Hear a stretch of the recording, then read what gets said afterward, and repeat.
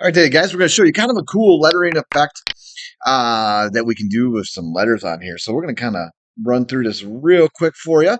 So what we're first going to do is we're going to go up into here. We're going to get ourselves a letter. Let's just pick the letter B for now. So grab my text tool, and I'm going to put a B here, and then I'm going to take this. I'm going to make it nice and big. So take it up here. Boom. And I'm actually going to make my text. I'm going to go up here. I'm going to get it something a little more impactful. There, we'll take that one.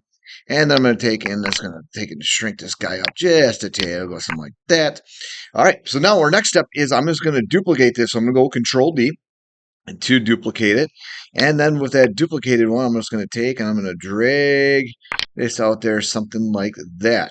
Then what I'm going to do is I'm going to go back to select my original image. I'm going to click that one to be red. See, it's in the background, so I need to bring that to the front of the page. So I just say, hey, to the front of the page.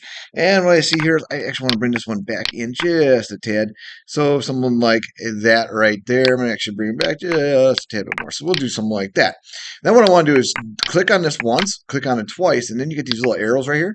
I'm just going to shoot this guy up, something like that right there.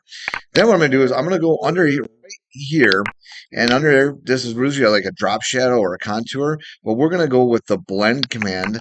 And with the blend command, we're just going to come in here, we're going to grab, and then we'll drag, and then we have where it kind of blends those images together right there. Now to kind of give it more of an effect, what I'm going to do is I come up right here where my steps are, and let's change this to like 4.